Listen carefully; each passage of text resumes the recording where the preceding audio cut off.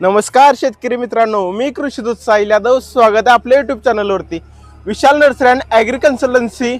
आपलं लोकेशन आहे एराडवाडी, तालुका पाटण, जिल्हा सातारा.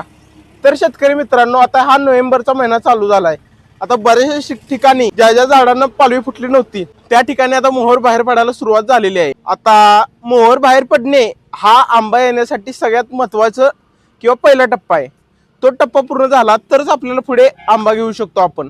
आता नोव्हेंबर महिन्यात जरी मोहर आला तरी आंबा हा 5 महिन्याचं पीक आहे. किती 5 महिने? नोव्हेंबर 1, डिसेंबर 2, जानेवारी 3, फेब्रुवारी 4, मार्च बरोबर 5. आता जरी आपल्याला मोहर आला आणि नीट संगोपन केलं तरी आपला आंबा मार्च एंड ते एप्रिलच्या दरम्यान आपल्याला आंबा बाजारात भेटू शकतो. तर हे सगळं करण्यासाठी काय महत्त्वाचं आहे? तुम्ही म्हणशीला की मोहर आला पाहिजे, तर तसं नाही. फक्त मोहर येऊन उपयोग नाही.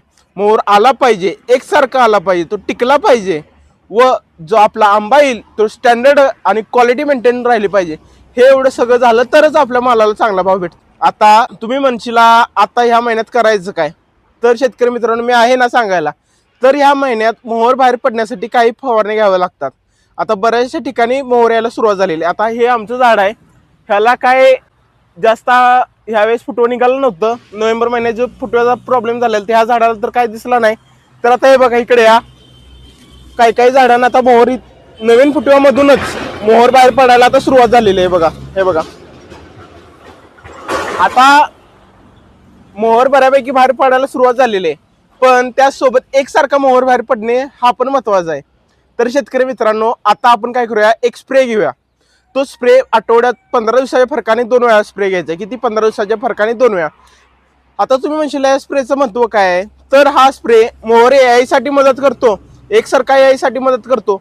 त्याचसोबत जे आपली क्वालिटी मोहर येण्यासाठी पण महत्वाचं आहे. तर आता स्प्रे सांगतो तुम्हाला.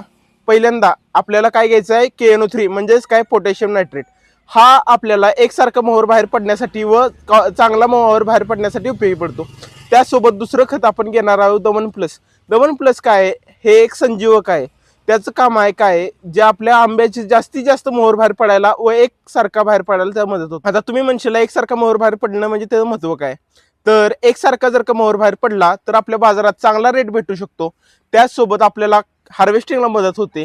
इतर बाकीचे ऑपरेशन्स घ्यायला ते बरं पडतं. म्हणून एकसारखा मोहर बाहेर पडणे त्याचसोबत महत्वाचं आहे. त्याचसोबत आपण काय घेणार आहोत, तर मायक्रोन्युट्रिएंट्सचा पण त्यात स्प्रे घेणार आहोत. मायक्रोन्युट्रिएंट्समध्ये काय काय आहे, तर बोरॉन आहे, झिंक आहे, मॅग्नेशियम आहे. हे इतकं महत्त्वाचं आहे, जेवढं आपल्याला मोहर बाहेर पडायला सगळ्यात महत्त्वाचं मायक्रोन्युट्रिएंट्स हे आहेत. म्हणून निवडताना बोरॉन, झिंक आणि मॅग्नेशियम ही 3 खतं असतात, जे आपलं एलिमेंट असणारच खत निवडावं. त्यासोबत आता आपण काय करणार आहोत, जर का तुमच्या झाडावर कोणती कीड दिसत असली तरच क्लोरोपायरीफॉस्फ हे औषधाचा स्प्रे घ्यावा.